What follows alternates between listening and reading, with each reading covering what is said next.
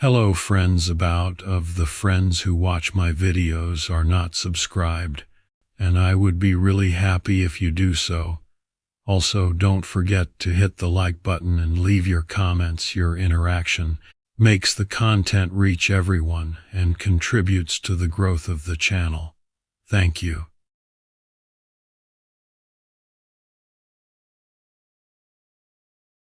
On any other day, I might have called in sick.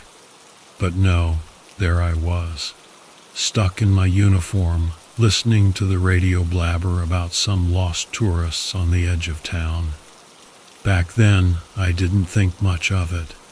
I'd been a cop in this sleepy Montana town for 7 years, and the most exciting thing was usually a bear breaking into a cabin or a bar fight on a Saturday night.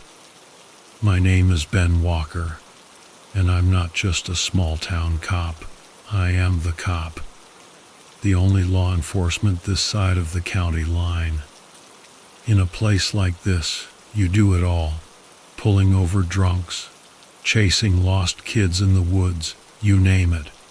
Never a dull moment, right? Well, I wish I could say that, but after a while, it's the same routine over and over. That day in 1993, the dispatcher gave me the usual call. A couple of hikers hadn't shown up at their car by sundown. People get lost on those trails all the time, so I wasn't exactly rushing. I figured I'd finish my coffee and head out when it suited me. I glanced at the station's bulletin board, missing dogs. Someone looking for a lost wedding ring, the usual. I grabbed my radio and keys and headed out, already picturing myself coaxing some city folks out of a ditch. When I got to the trailhead, their car was still there, right where the worried wife said it would be. A dusty Jeep, doors locked.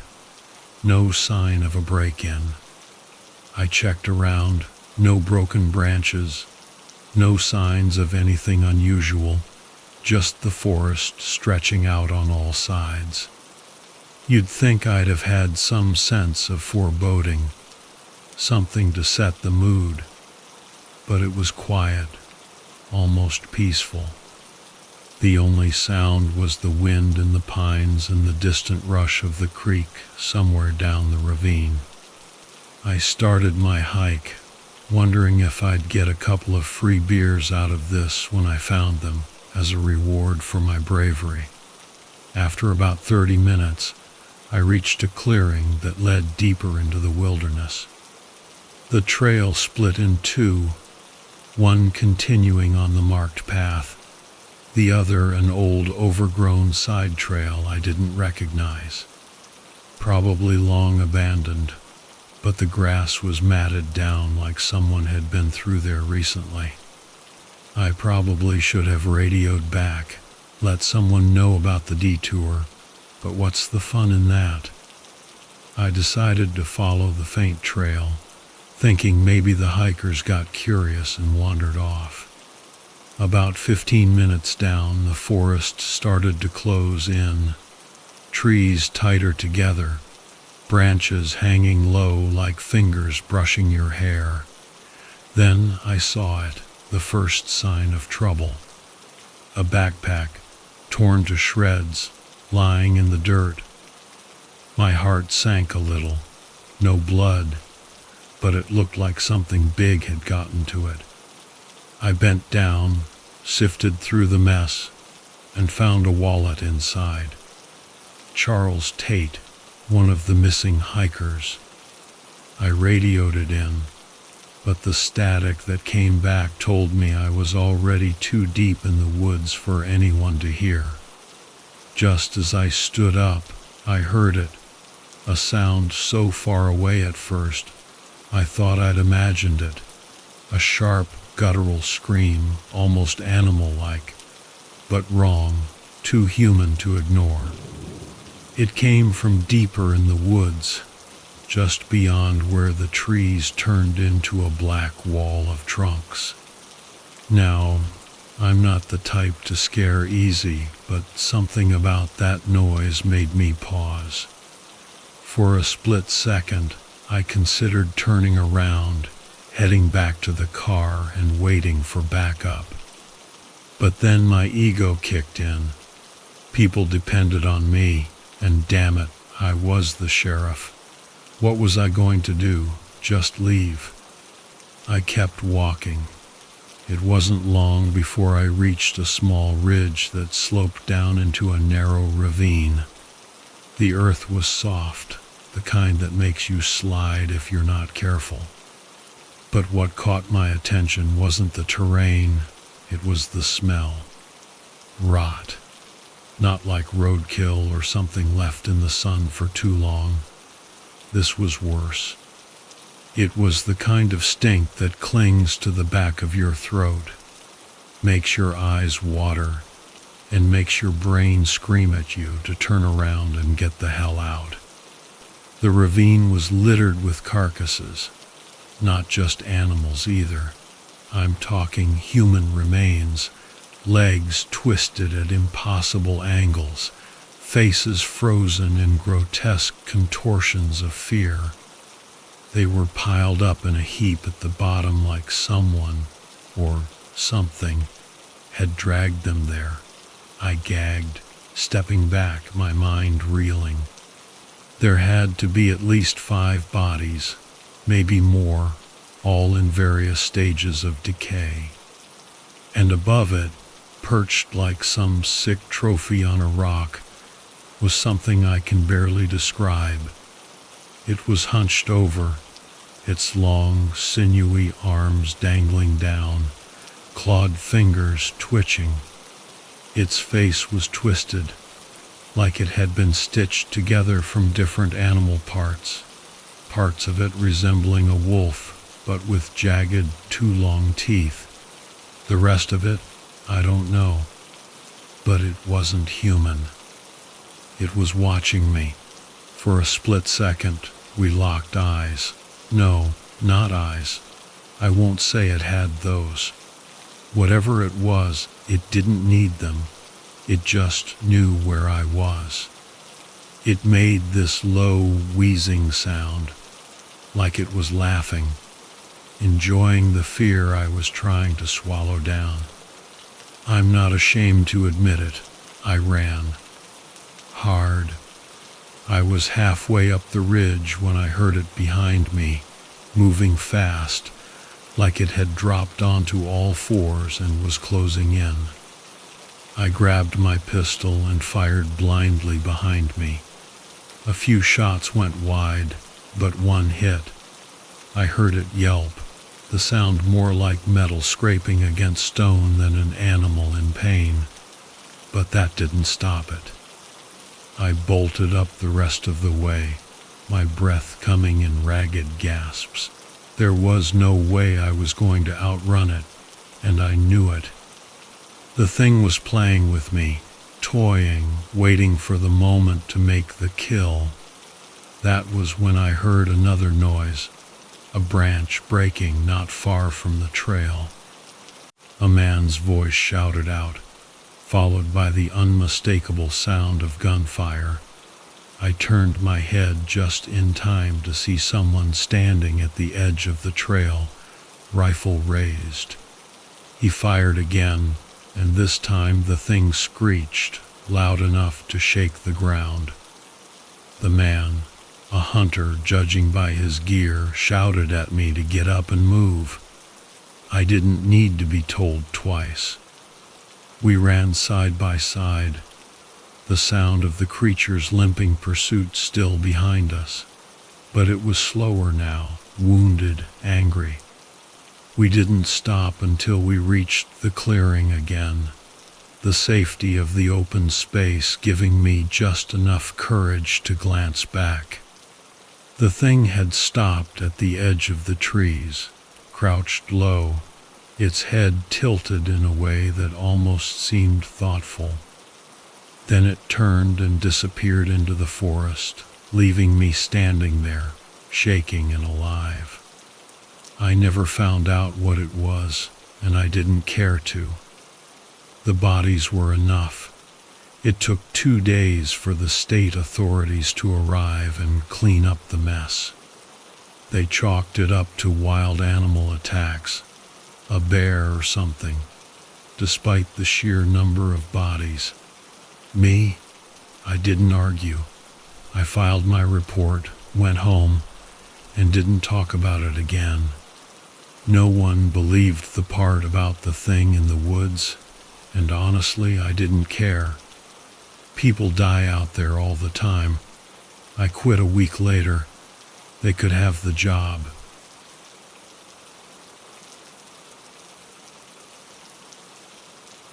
Never in a million years did I think a peaceful day off would turn into the scariest day of my life. My name is Alex, and this happened last year, 2023. I decided to head out to the woods near Red Rock Canyon in Nevada. I needed to get away from it all, you know. I'm not exactly Bear Grylls, but I do love the peace and quiet of nature. I thought it would be the perfect way to clear my head after a brutal breakup. Life had been throwing me some serious curveballs, and I needed a time out. The morning was perfect. The sun was peeking through the trees. The air was crisp and fresh. It was awesome. I parked my car at a trailhead and started hiking. It wasn't supposed to be a long hike, just a loop that would get me back to my car by the afternoon. I had my backpack with the essentials: water, snacks, a first aid kit, the usual stuff. I didn't bring a gun. I never felt the need for one. Maybe that was a mistake, but hey, hindsight is 20/20, right? Around midday, I found a nice spot by a small creek to eat lunch. I remember sitting there, thinking how peaceful everything was. I didn't have any cell service, which was fine by me.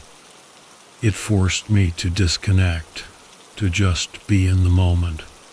I had a sandwich and an apple, leaning back against a rock, listening to the water gurgle and the birds sing. It was idyllic, a perfect little slice of nature. After lunch, I continued my hike. That's when things started to feel off.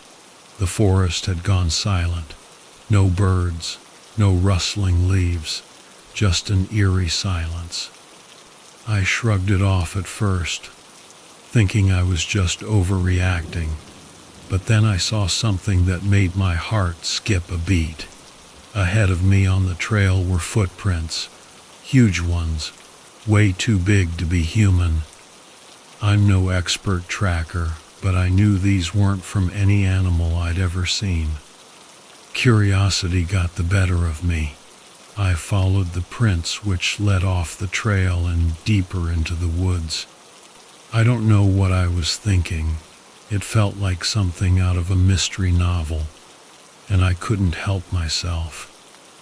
As I moved further in, the trees seemed to close in around me. The light dimmed, and the air grew colder. Then I saw it, or rather, I caught a glimpse of it, a massive, hulking figure moving between the trees. It wasn't a bear, and it wasn't any animal I recognized. It walked on 2 legs, and its shape was vaguely humanoid but distorted, like something out of a nightmare. I froze, trying to process what I was seeing. Was this Bigfoot? It sounded ridiculous, but there it was, right in front of me. I must have made a noise, because it turned its head in my direction. That's when I saw its face, and it was unlike anything I'd imagined. It had a flat, broad nose and a mouth full of sharp, irregular teeth. It looked almost human, but its features were twisted, monstrous. Fear surged through me, and I did the only thing I could think of. I ran. I ran like hell, crashing through the underbrush, not caring about the noise I was making. I just needed to get away. My mind was racing, and my heart felt like it was going to explode. I didn't dare look back, but I could hear it crashing through the forest behind me, getting closer. Suddenly I tripped and went down hard, scraping my knee and tearing my jeans. I scrambled to my feet, but it was too late. The creature was there, standing over me. I grabbed a branch and swung it wildly, more out of desperation than anything. It roared. No, not a roar, more like a bellow, deep and guttural. It swiped at me with a massive hand, and I felt a searing pain across my chest as its claws ripped through my shirt and skin. I stumbled back, clutching my chest, blood seeping through my fingers. I thought this was it, that I was done for. But then, out of nowhere, I heard a gunshot. The creature howled and turned away from me, distracted. I looked up and saw a man with a rifle firing at the beast. He yelled at me to get up and run. I didn't need to be told twice. I pushed myself up and bolted, following the man who was already running in the opposite direction. We didn't stop until we reached a small cabin hidden away in the trees. He ushered me inside and bolted the door. I collapsed on the floor, trying to catch my breath, my chest burning with pain. The man introduced himself as John. He lived out here, off the grid. He said he'd seen the creature before, that it was some kind of local legend. John patched me up as best he could, using supplies from a first aid kit that looked older than he was. As he worked, he told me about others who had encountered the beast and hadn't been as lucky. "You know," he said, tying off a bandage, "I once tried to shoot that thing with a crossbow. Didn't do much but piss it off. Bet you've never seen a pissed off Bigfoot, huh?" I laughed, despite the pain. "No, can't say I have. Thanks for saving my skin back there. Don't mention it. You city folks always think the woods are all fun and games. Nature's got a way of reminding you who's boss." We spent the next few hours in the cabin. John kept his rifle close, peering out the window every so often. I tried to stay calm, but my mind was racing. What the hell was that thing? And why was it out here? As night fell, the forest outside seemed to come alive with sounds. Every creak and rustle put me on edge. John handed me an old revolver. "Just in case," he said. "You ever fired one of these before?" I shook my head. "No, but I guess now's a good time to learn." He gave me a quick rundown, and I tried to steady my hands. The reality of the situation was sinking in. We were trapped out here with a monster that shouldn't exist, and I had no idea if we'd make it through the night. Around midnight, we heard it, a low, rumbling growl outside the cabin. The creature was back, and it sounded angry. John motioned for me to stay quiet, and we both listened as the sound moved closer. The cabin door rattled, and I gripped the revolver tighter, praying it wouldn't come in. Suddenly, the door burst open, and the creature lunged inside.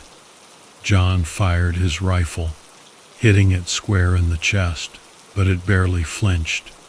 I raised the revolver and shot. The recoil nearly knocked me over.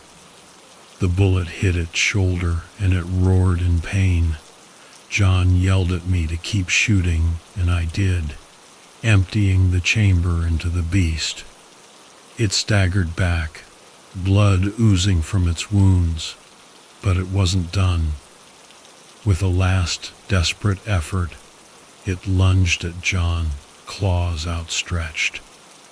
I grabbed a kitchen knife from the counter and threw myself at the creature, stabbing it in the back. It howled and thrashed, throwing me off, but the distraction was enough.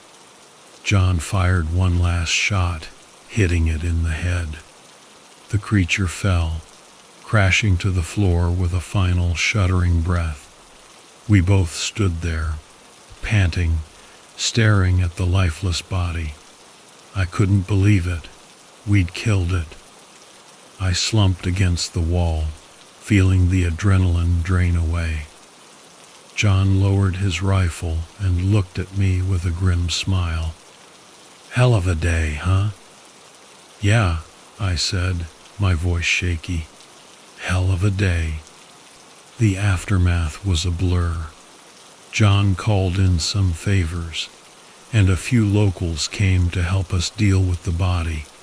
They burned it, saying it was the only way to be sure it wouldn't come back. I didn't argue. I was just glad to be alive. As the sun rose, I realized I hadn't slept at all. John offered to drive me back to my car, and I gladly accepted. We didn't talk much on the way there. There wasn't much to say. What do you talk about after a night like that? When we reached the trailhead, I thanked him again. "I owe you my life, John." "Just be more careful next time, city boy. The woods aren't as friendly as they look." I nodded, feeling a strange sense of camaraderie with this grizzled old man. I got into my car and drove away, the events of the past day replaying in my mind. I didn't know if anyone would believe me, but I didn't care. I knew what had happened, and that was enough. Back in the city, life went on. I got back to work, dealt with my breakup, and tried to move forward. But every now and then I'd think about that day in the woods. I'd wonder what that creature was, where it had come from, and if there were more out there.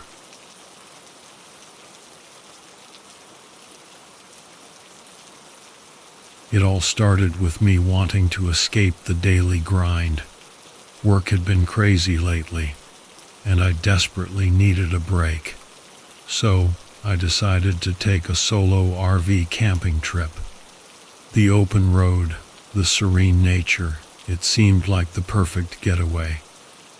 My name is Mark, and I'm pretty self-sufficient. I can change a tire in no time and start a fire with just about anything. So when I packed up my RV and headed out to the Mark Twain National Forest in Missouri, I was sure this trip would be a piece of cake. The drive was awesome. I was surrounded by lush greenery, and the sun was filtering through the leaves. I found a secluded spot by a crystal-clear creek, perfect for fishing and far enough from any other campers to feel like I was truly alone. The first few hours were bliss. I set up camp, got a fire going, and cooked up a steak. The quiet was amazing, such a contrast to the city noise I was used to. I grabbed my fishing gear and tried my luck at the creek.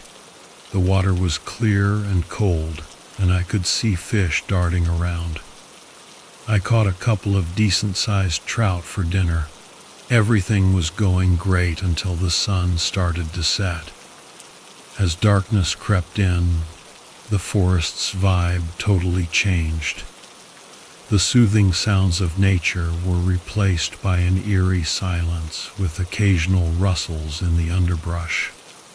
I tried to shrug it off, figuring it was just me being a city boy. But as I was cleaning the fish by the fire, I got this creepy feeling like I was being watched.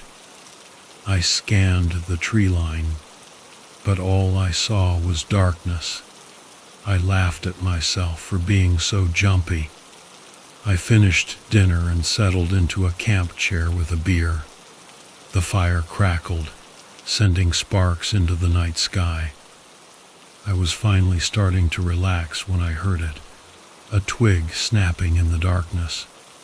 Then another and another, each one closer. Probably just a deer, I muttered, but deep down I knew it didn't sound like an animal. It sounded like footsteps. I grabbed my flashlight and shone it into the woods, but there was nothing but trees and shadows. I tried to ignore the unease and went back to my beer. The next couple of hours were quiet, and I eventually decided to call it a night. I put out the fire, double-checked the RV locks, and climbed into bed. But that uneasy feeling lingered. Every little noise outside seemed amplified in the silence. I finally drifted off, but my sleep was restless and filled with weird dreams. Then, a loud bang jolted me awake. I sat up, heart pounding. There was another bang, followed by a scraping sound against the side of the RV. I grabbed my flashlight and my hunting knife, creeping towards the door. My mind raced with possibilities. Bears, thieves, something worse. I swung the door open and shone the light outside.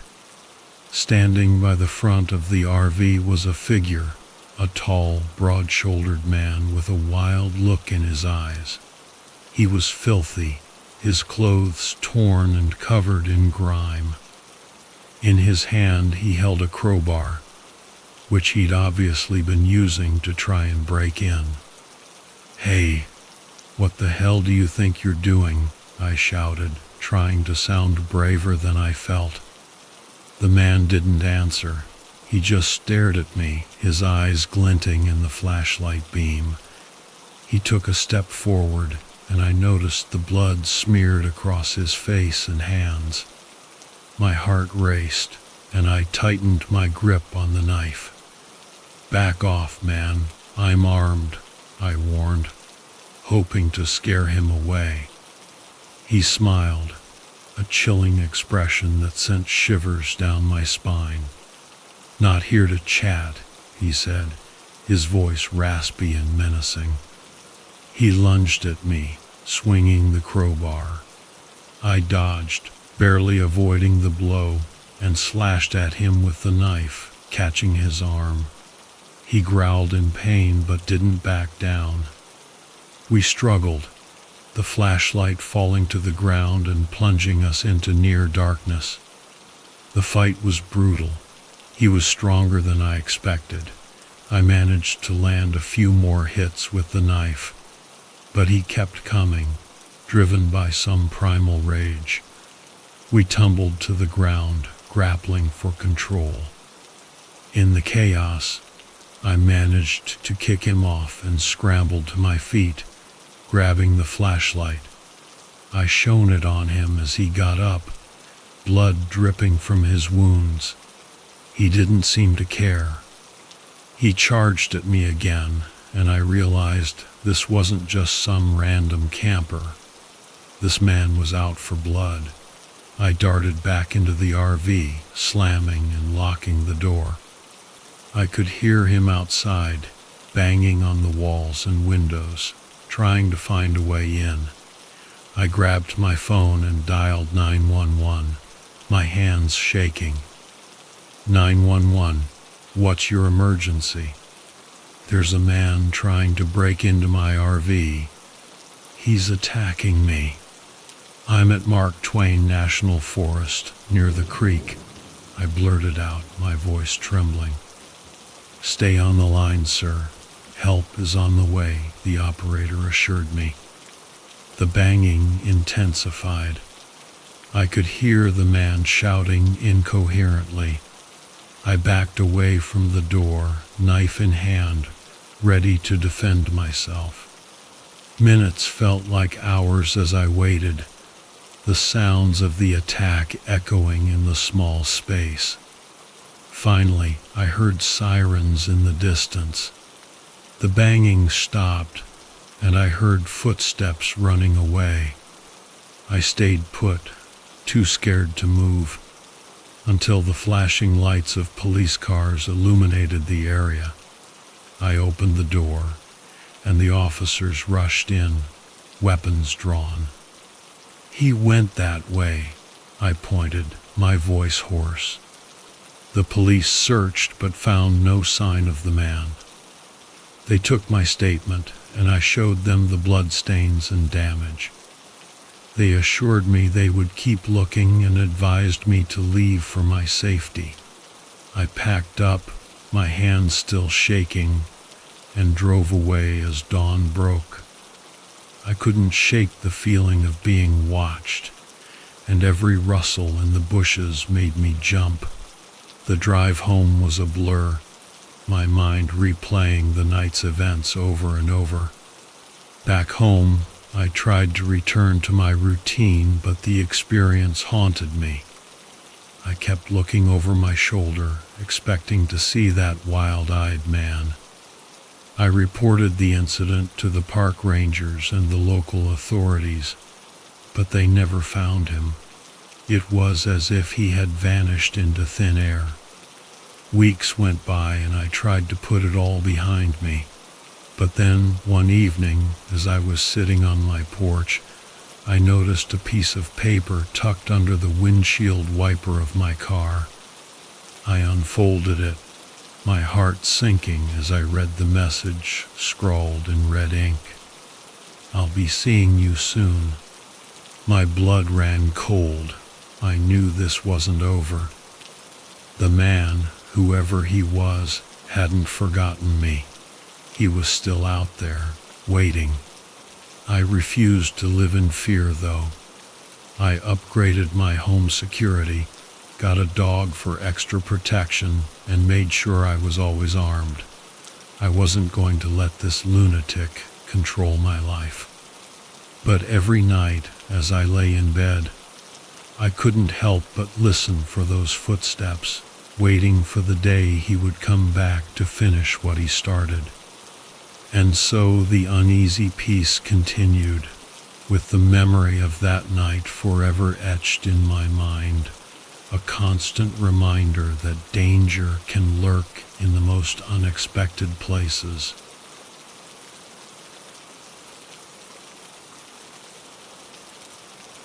The road stretched out before me like a black ribbon through the dense pines, with only the occasional weathered signpost reminding me that civilization still existed somewhere beyond the trees. This stretch of highway was one of those routes that seemed to have been forgotten by time, barely touched by human hands since the day it was paved. I'd been driving trucks for nearly 20 years, and I'd come to appreciate the solitude of these lesser-known paths. No traffic, no noise, just the hum of the engine and my thoughts. My name's Mike, by the way, Mike Hudson. I've been hauling freight all over this country for as long as I can remember. Never been married, no kids, just me, my rig, and the open road. Some say it's a lonely life, but I like to think of it as freedom. You don't answer to anyone out here, you're just a ghost passing through. Today's run was nothing special, just a load of machine parts heading from a small town in Nevada to an even smaller one in Northern California. The dispatcher had given me this route because it cut down on mileage, but I knew better. This road was a shortcut only if you were willing to gamble with the possibility of getting stranded in the middle of nowhere. Cell reception was non-existent, and the only people you might run into out here were either lost or up to no good. But the job paid well, and I wasn't one to shy away from a challenge. It was around noon when I spotted the first sign of trouble. Up ahead on the shoulder of the road was a sedan with its hazard lights blinking. Normally, I wouldn't think twice about pulling over to help. It's just what we do out here. But something about this car gave me pause. It was too clean, too new, like it had just rolled off the lot. Most vehicles I saw out here were old beaters, the kind that looked like they'd been driven into the ground. This one was different. It gleamed under the weak sun like it didn't belong. I slowed down as I approached, keeping an eye out for anyone nearby. There was a man standing next to the car, waving me down. He was tall, maybe in his late 40s, with a slim build, and dressed in a suit that looked more expensive than anything you'd expect to see out here. His hair was slicked back, and he had a neat, trimmed beard. Everything about him screamed out of place. But he didn't seem frantic or scared, just calm, almost too calm.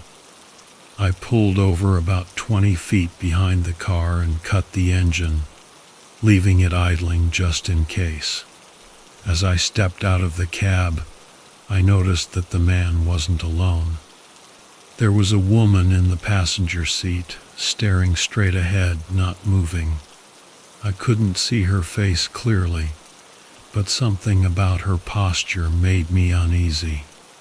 "Afternoon," I called out as I walked toward him, trying to keep things casual. "Car trouble?" The man smiled, but it didn't reach his eyes. "Flat tire," he replied, gesturing toward the back of the car. "I don't have a spare, and there's no reception out here to call for help. Could you give us a hand?" I looked past him at the car, and sure enough, the rear tire on the passenger side was completely flat. But there was something else. The other two tires were in good shape, yet the car sat lower on that side as if it was weighted down. I couldn't see inside the trunk, but I had a sinking feeling that there was something in there that I didn't want to know about. "I can help with that," I said slowly, keeping my eyes on him. "Got a jack and a spare in the truck. Shouldn't take more than a few minutes." The man's smile widened and he nodded. "I'd appreciate that." As I turned back toward my rig, I felt the hairs on the back of my neck stand up. Years of experience told me that something wasn't right. I glanced over my shoulder and saw the woman in the car had turned her head slightly, watching me with an expression I couldn't quite read. Was it fear? Desperation? Whatever it was, it made my gut tighten. I grabbed the jack and the spare from the back of the truck, trying to shake off the unease. When I turned around, the man was standing closer than I expected, just a few feet away. His hands were in his pockets, and he was still smiling, that same cold, calculated smile. "Say," I started, trying to keep the conversation going, "what brings you out this way? Not many folks take this road." He shrugged. "Business trip. Thought we'd take the scenic route." "Scenic, huh?" I forced a chuckle. "Not much to see out here but trees." "Sometimes that's all you need," he replied, his tone smooth as silk. He stepped aside to let me pass, and I knelt down next to the flat tire, feeling his eyes on me the whole time. As I worked, I couldn't shake the feeling that I was being watched, not just by him, but by the woman in the car. Her gaze bore into me, and I could feel it like a physical weight. I was almost done when I heard a rustling noise from the other side of the road. I glanced up, and for a split second I saw movement in the trees. It was just a flash, something dark slipping between the trunks, but it was enough to make my pulse quicken. "Did you see that?" I asked, looking over at the man. He didn't even turn around. "See what?" "Something in the trees," I said, my voice tinged with unease. "Could be a deer or something." The man finally looked, but his expression remained indifferent. "I didn't see anything." I finished tightening the lug nuts and stood up, wiping my hands on my jeans. "You're all set," I said, handing him the jack. He took it with a nod. "Thank you. You've been very helpful." I should have walked away then. I should have just gotten back in my truck and driven off. But something kept me rooted to the spot. Maybe it was the way the woman in the car still hadn't moved, or the way the man's smile never wavered. But I couldn't shake the feeling that something was terribly wrong. "Do you need anything else?" I asked, stalling for time. "No, I think we're good," he said, still smiling. "But before you go, could you help me with one more thing? There's a suitcase in the trunk that's a bit heavy. Would you mind giving me a hand with it?" Every instinct in my body screamed at me to say no, to get the hell out of there. But I couldn't just leave. Maybe it was curiosity, or maybe it was something else, but I found myself nodding. "Sure," I said, forcing a smile of my own. He led me to the back of the car and popped the trunk. The smell hit me before I even saw what was inside, a pungent, metallic odor that I knew all too well. The trunk was filled with plastic bags, tightly wrapped and stained dark with what could only be blood. In the center was a large suitcase, bulging at the seams. I felt my stomach churn as the reality of the situation set in. This wasn't just a flat tire or a simple roadside assistance job. This was something far worse. "Here, grab the other end," the man said, his voice calm and casual as if he hadn't just opened a trunk full of what was likely a dismembered body. I hesitated for only a second before I reached out and grabbed the handle. The suitcase was heavier than it looked, and as we lifted it, I could feel something shifting inside. My mind raced, trying to figure out a way to get out of this without ending up in that trunk myself. As we set the suitcase down on the ground, I noticed the man's expression change for the first time. The smile faded, replaced by a look of cold calculation. He reached into his pocket, and I knew what was coming next. But I was faster. I lunged forward, slamming my shoulder into his chest with all the force I could muster. He stumbled back, caught off guard, and I took my chance.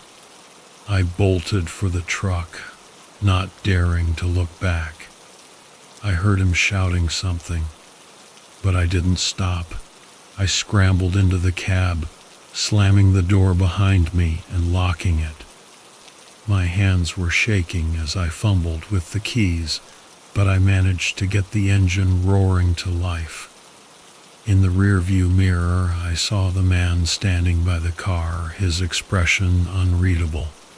The woman was still in the passenger seat, but now she was watching me with an intensity that made my skin crawl. I threw the truck into gear and floored it. Gravel sprayed from the tires as I sped down the road. I didn't stop, didn't slow down, until I was miles away, back in the safety of civilization.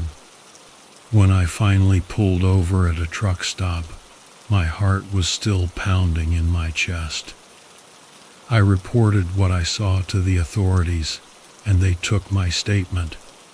But I never heard back about what they found, if they found anything at all. I kept driving, kept moving, but I couldn't shake the feeling that I'd come far too close to something I should never have been a part of. I don't take shortcuts anymore.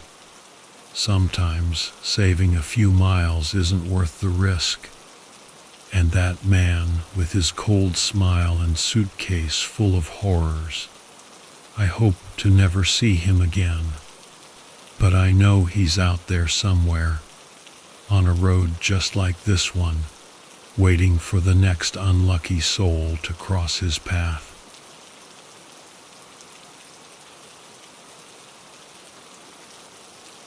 I'd been doing search and rescue for 9 years, give or take, when it all went sideways. It was 1997, somewhere in the foothills of the Sierra Nevada, a place where the trees seem to know things you don't, where time kinda loses its meaning, you know? We got a call about a missing family, 2 parents, 1 kid. They'd gone off trail and hadn't checked in for a couple days. Standard stuff, really. Happens all the time. People get these big ideas about conquering nature, then realize nature doesn't really care about their plans. Most times, you find them dehydrated, maybe a little sunburnt, but alive. My name's Alex Ramsey. I'm not some thrill-seeking, adrenaline junkie, even if the job makes it look that way. Nah, I'm more the type to enjoy a quiet night with a glass of something strong. My dog, Duke, at my feet, watching reruns of shows that probably no one born after 90 has ever even heard of. I got into search and rescue because, well, it felt like something that needed doing. Plus, it paid the bills. I wasn't trying to be some kind of hero. I was just trying to get by. Anyway, this call was like any other. I was partnered with Maggie, a veteran ranger who'd been with the service even longer than me. She had this no BS attitude, made it clear she didn't buy into that romanticized crap people spew about the wilderness. You know, all that find yourself in the wild nonsense. Maggie once told me the only thing the wilderness would help you find was your own limits, and sometimes it wasn't pretty. I respected that about her. The family had gone off-grid somewhere near Bishop Creek, where the forest gets thick and your cell phone becomes a useless brick. No GPS ping, nothing to go on but a hazy idea of where they might have been headed. We hiked for hours, just the 2 of us, combing the area, yelling their names, hoping for any kind of response. Maggie cracked a joke about how most folks think you can just shout at the forest and expect it to give you answers. Said if the trees could talk, they'd probably just tell you to shut the hell up. But after about half a day, things started to feel weird, and not just the usual unsettling vibe you get when you're too far from civilization. There was something off. Like, even the birds had stopped chirping, and the air was thick, heavy, like it was holding its breath. I mentioned it to Maggie, and she just shrugged. She wasn't one for superstitions, and neither was I usually. But that silence, it got under my skin, like an itch I couldn't scratch. We found the first sign of them around 4 p.m., a small clearing about 30 yards off the main trail. There was a fire pit, not too old, You could still smell the smoke, faint but there. And then there was the backpack, just sitting there like someone had dropped it in a hurry. Clothes were scattered around, like the family had been interrupted mid-setup, but no people. No footprints leading away. No sign of a struggle, just emptiness. Maggie called it in, and we kept searching the perimeter. The longer we looked, the stranger it got. The forest felt like it was closing in, pressing on us, tighter and tighter. It wasn't long before we found a second campsite. Only this one was old, really old. The remnants of a tent, torn and covered in moss, like it had been abandoned years ago. It didn't make any sense. There hadn't been any reports of missing campers in this area for ages, at least none matching this. Then we found the first body. It was the kid. He was slumped against a tree, his face pale, and I swear his eyes. They looked like they'd seen something no kid should ever see. His body was intact, no obvious wounds, but his hands, they were raw, bloody, like he'd been clawing at the ground. I went to tell Maggie, but she was already ahead of me, scanning the area. No sign of the parents, she said, her voice flat, professional, like she'd flipped a switch to autopilot. But I saw it in her eyes. She didn't have a clue what was going on either. We radioed back to base, told them what we'd found. Then Maggie decided we should push deeper into the forest. If there was a chance the parents were still alive, we had to move fast. I didn't argue, even though every instinct I had was screaming at me to turn back, call in the cavalry, and let the higher-ups deal with it.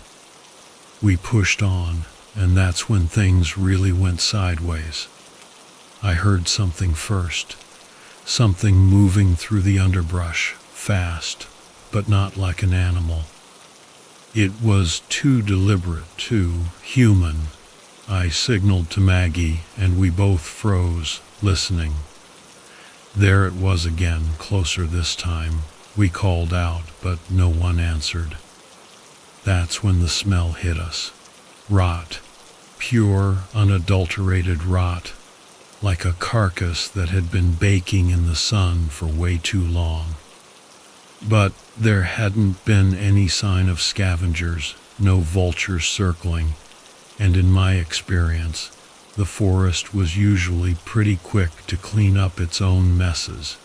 Not this time. We followed the stench to a small ravine, and at the bottom, that's where we saw them, the parents, or what was left of them. They were lying there, faces twisted but not in pain. No, it was worse than that. It was like they were grinning. Maggie muttered something under her breath, but I didn't catch it.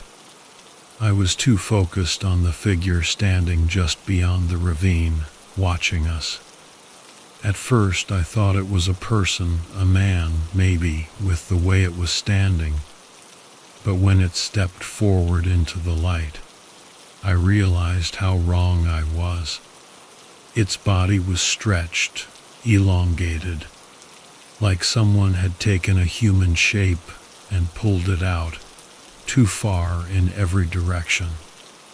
The skin was a sickly pale, almost translucent, and it was covered in this wet sheen, like it had just crawled out of something foul. It moved like it didn't know how to use its own limbs, jerky, unnatural, like it was testing out a body it hadn't quite grown into. Maggie raised her gun, but before she could aim, it bolted, faster than I'd ever seen anything move. I didn't think. I just reacted. My legs were moving before my brain even caught up. We both took off after it, tearing through the trees like our lives depended on it. Which, I guess they did. We chased it for what felt like hours, though it was probably just minutes. I could hear it crashing through the underbrush ahead, but no matter how fast we ran, it was always just out of sight, like it was toying with us, leading us somewhere. Then, as quickly as it had appeared, it vanished into the forest. We stopped, gasping for breath, chests heaving. That's when Maggie spotted something in the dirt. There, partially buried, was a pile of bones, human bones. Some of them looked old, weathered, bleached by the sun. Others, not so much. We didn't speak. We didn't have to. We both knew what we were looking at. This wasn't just a missing family anymore. This was something else, something bigger, something wrong. We turned to leave, but we weren't alone. That thing, whatever it was, had circled back, and it wasn't alone this time. There were more of them, at least half a dozen, slinking through the trees, their pale bodies catching the last bits of daylight as they closed in. Maggie didn't hesitate. She fired off a shot, then another, but it was like they didn't even feel it. They kept coming, slow, deliberate, like they knew there was no rush, like they had all the time in the world. I didn't wait for Maggie's signal. I ran. I don't remember much of the next few minutes, just the sound of my own ragged breathing, my heart hammering in my chest, and the trees blurring past me. I don't know how long I ran, but when I finally stopped, I realized Maggie wasn't behind me. My gut clenched. I wanted to go back. I had to go back, but I couldn't. My legs wouldn't obey. I knew, somehow. I just knew she was gone. I found her radio lying on the ground a few yards away. It must have fallen from her belt when she ran. When I made it back to base, I told them everything. But they didn't believe me. Of course, they didn't.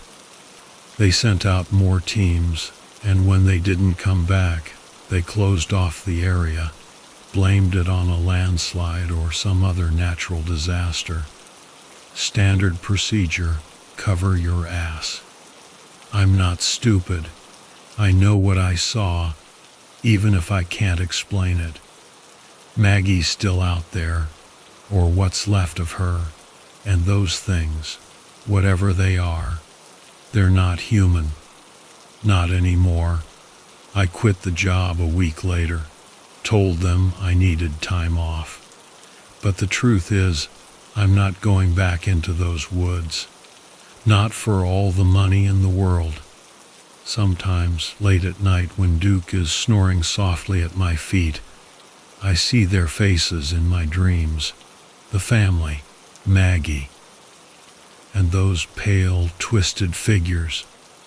And I know, with a certainty that chills me to the bone, that whatever is out there in the Sierra Nevada, it's still waiting, still watching.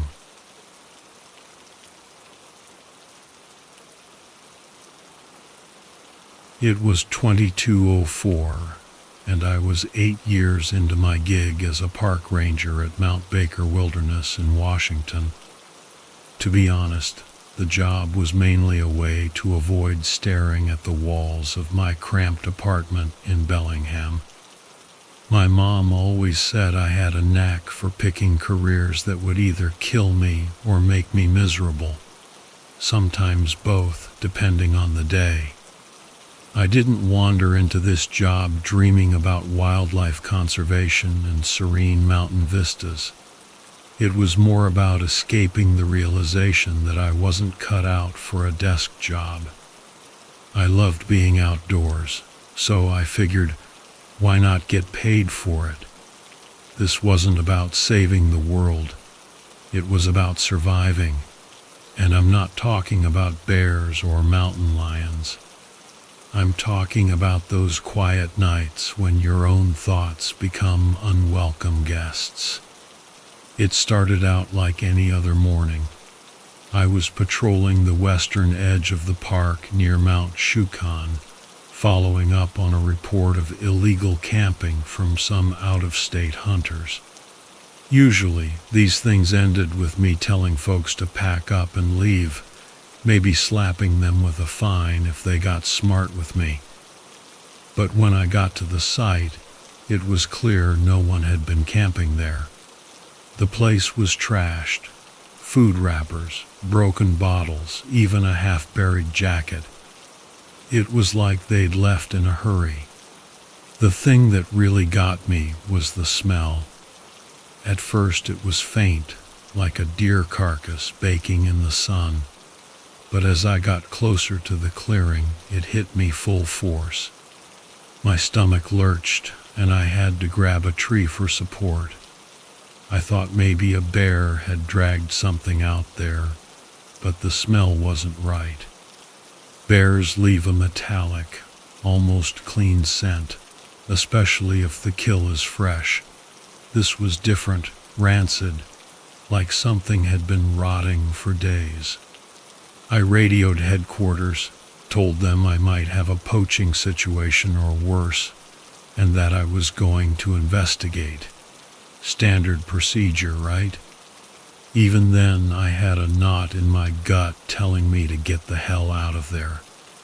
But you don't quit a job because of a bad feeling, especially when bad feelings are part of the job description. The first body wasn't far from where I stood. Initially, I thought it was just a pile of old clothes, but as I got closer, I could see a leg sticking out. My brain tried to rationalize it. A dummy, maybe, or someone passed out drunk. But no, this was real. It was a man, face down, his arms twisted at unnatural angles like he'd tried to fight back. I didn't need to turn him over to know he was dead, but I did. Part of me wishes I hadn't. His face, what was left of it, looked like it had been peeled back. His chest was torn open, ribs exposed, like some predator had feasted on him, but not any predator I'd ever seen. This wasn't clean, like a mountain lion kill. This was messy, violent, unrestrained. A kill for the sake of killing, not for hunger. The second body was a few feet away, hidden under the remains of a sleeping bag. This one was a woman, or at least what was left of one. Her limbs were gone, just taken, torn off at the joints, and not the way a bear or wolf would do it. It was like someone or something had just ripped them off, leaving nothing but ragged stumps. The blood had dried into the dirt, and there were tracks, large, deep impressions in the ground leading into the forest. I don't know what possessed me to follow them. Call it stupidity, call it curiosity, maybe a bit of both. I didn't even grab my rifle from the truck because, in my mind, there was no animal in these woods big enough to warrant it. That turned out to be my first mistake. The tracks led deeper into the woods, through undergrowth that had been completely flattened. Massive trees had deep gouges in them, like something had raked them with claws the size of my forearm. I kept going, the smell of death getting stronger. Then I heard it, a low, guttural sound. Not quite a growl, more like a rumble of displeasure, like something big was annoyed I was there. About 50 yards ahead, I saw a cave, barely noticeable if you weren't looking for it. I should have turned back, but I didn't. Maybe it was the sound of a third body groaning from inside the cave. Someone was alive. At least, that's what I told myself. I inched closer, my heart pounding. And that's when I saw it. It emerged from the cave, stooping to fit its massive frame under the low ceiling. At first glance, I thought it was a bear, but that was just my brain trying to make sense of it. This wasn't a bear. It was wrong. Too long, too lean. Its face wasn't right. It had the basic structure of something mammalian, but its jaws were elongated, and its teeth, too many of them, and too sharp. It was a nightmare of mismatched parts, like evolution had taken a wrong turn somewhere. It saw me, and for a second, we just stared at each other. I remember thinking about how bad my breath probably smelled and what a terrible last thought that would be. Then it moved. Fast. Before I could even react, it was charging. I'm not proud of it, but I ran. I didn't even try to go for my sidearm. I knew it wouldn't matter. This thing wasn't something you killed with a couple of bullets. I don't remember much of the sprint back, just trees blurring by and the sound of branches snapping behind me. It was fast, too fast for something that size. I scrambled into the truck and floored it. The drive back to the station was a blur. My mind was racing, adrenaline surging through me. I should have gone back for the bodies, but all I could think about was getting out of there. When I got back to the station, I burst in like a madman, babbling about what I'd seen. No one believed me, of course. You can't exactly walk into a ranger station and start ranting about some unknown creature without getting some strange looks. They sent out a search team the next day. I wasn't part of it, thank God. When they came back, they found nothing. No bodies, no sign of anything unusual, just the remains of a campsite that looked like it had been trashed by bears. That's the story they told the press, anyway. Those missing hikers vanished without a trace. I quit the job a year later.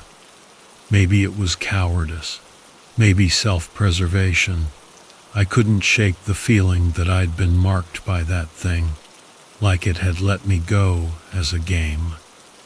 I moved to the city, got an office job, tried to live a normal life. But sometimes, when the wind howls just right, I swear I can hear that rumble again. And I wonder if it's still out there, waiting for me to come back.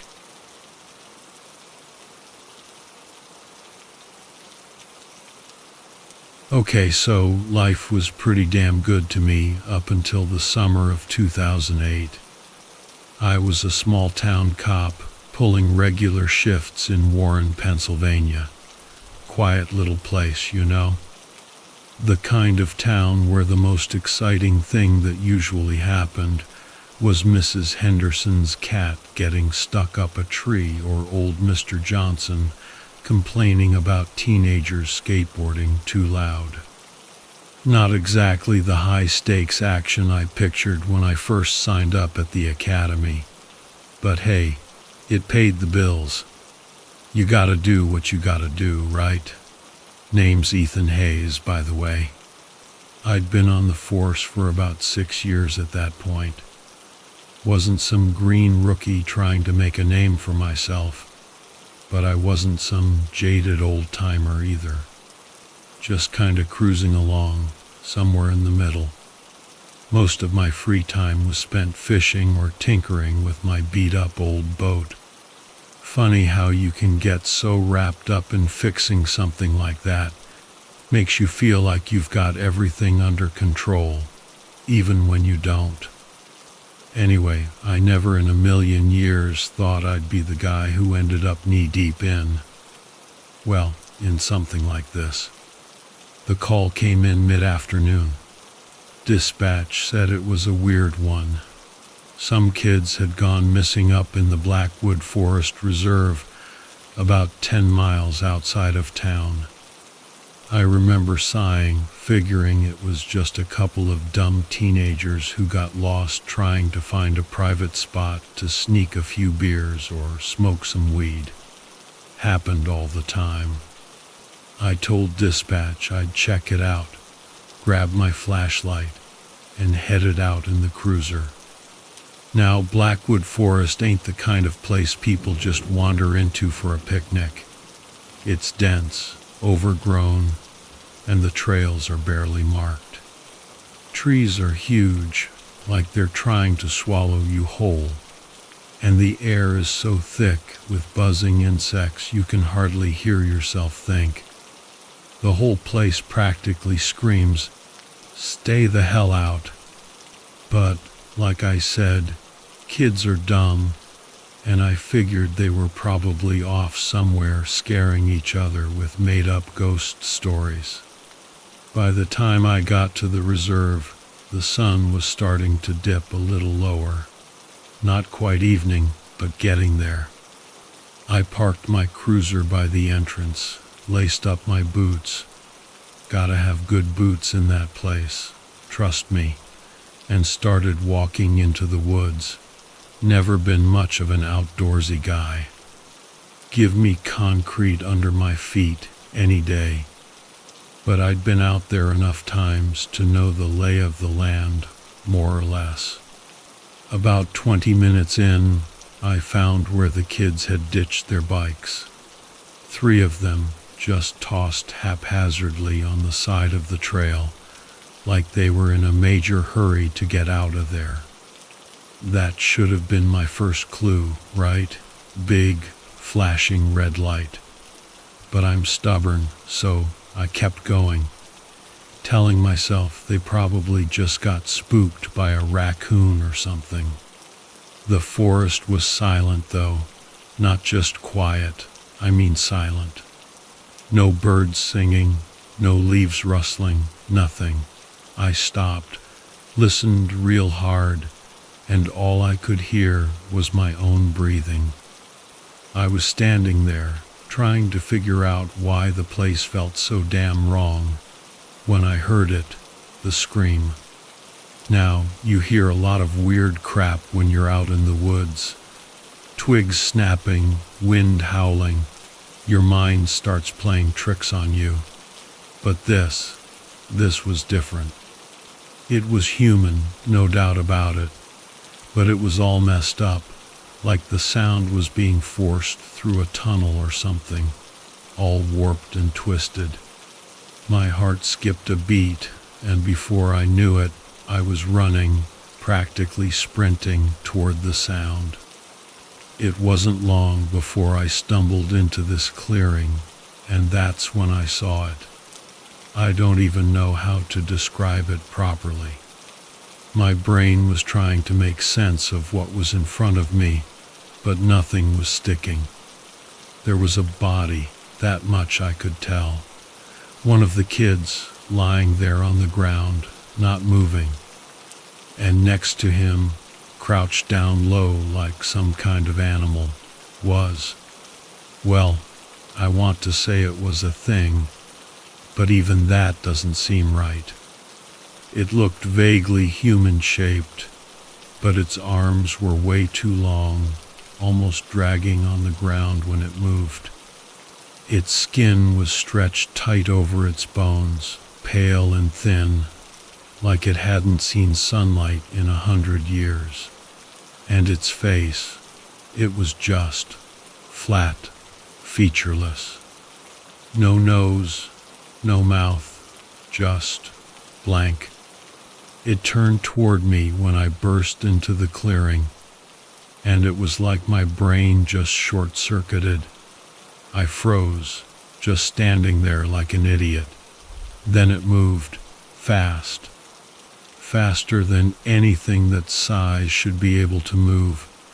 I barely had time to draw my gun before it was on me, slamming into my chest hard enough to knock me off my feet.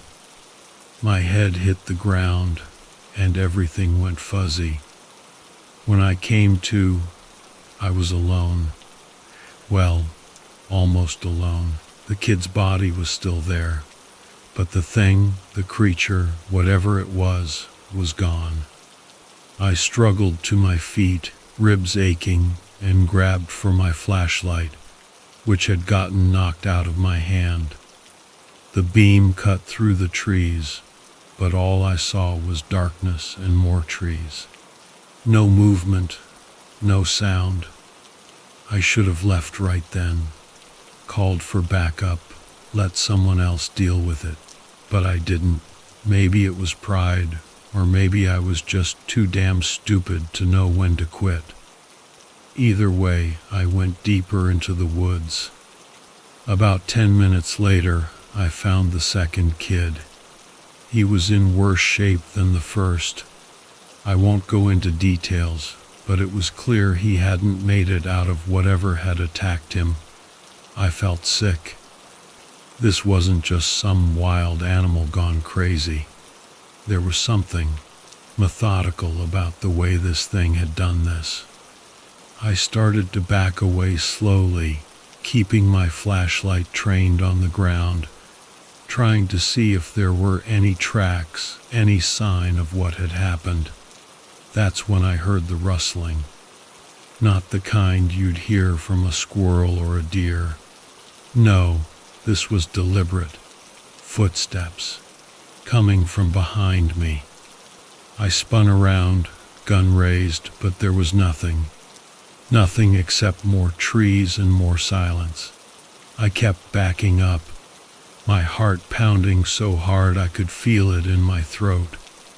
And then, out of nowhere, something hit me from behind. Again, I went down hard, face first into the dirt. I rolled over, trying to scramble to my feet, and that's when I saw it again. It was standing over me this time, much closer. Its limbs moved in these jerky, unnatural motions, like it didn't quite know how to use them. I fired a shot, point blank, but it didn't even flinch. The bullet hit it square in the chest, but it was like shooting at a damn ghost. I don't even think it had bones. It lunged at me, those long, spindly arms reaching for my throat. I kicked out blindly, more out of instinct than anything, and managed to knock it off balance just long enough to scramble back to my feet. I didn't stick around to see what it would do next. I ran, harder and faster than I've ever run in my life. My breath was coming in ragged gasps, my vision blurring at the edges, but I didn't stop. Not until I was out of the woods, back at my cruiser, where I collapsed against the hood, gasping for air. I radioed dispatch, barely able to speak, and told them to send everyone they had. By the time backup arrived, the sun was gone. We combed through the forest for hours, but the only thing we found were the bodies. 2 of them, the kids I'd seen. There was no sign of the third one. No sign of the thing either.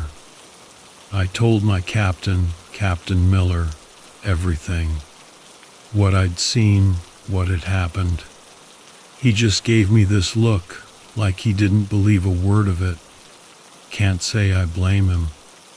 I wouldn't have believed it either if I hadn't been there. They never found the third kid. No trace of him. Just vanished, like he'd never even existed. I don't go into the woods anymore. I stick to my side of town, keep my head down, and try not to think about that day. But every now and then, I'll hear something. A rustling in the trees, or a strange noise coming from the forest, and it all comes rushing back. Whatever that thing was, it's still out there. I don't know why it let me live, but I'm not about to give it another chance. At the end of the day, Warren's still a quiet town. People keep to themselves, and nothing much ever changes. But I know better now. There are things out there. Things that don't make sense. Things that don't belong. And if you're not careful, they'll find you. Hell, maybe they already have.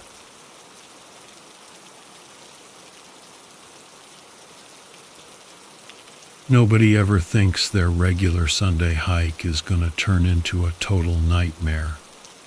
But if there's one thing I've learned, it's that the most boring, everyday stuff can go sideways when you least expect it. I'm Mike Reed, and this went down back in 2004, somewhere in the thick-ass woods of Pennsylvania. See, I've always been an outdoorsy guy, not one to shy away from roughing it. Grew up around here, my old man teaching me how to fish, hunt, and find my way through the thickest forests. This was my happy place, where I could escape the daily grind. But that day, I learned that not all escapes lead to safety. I was out with my buddy, Danny Fitzgerald. Fitz and I had been friends since, like, forever. And we had this thing where we'd head out to the woods for a day hike every few weeks.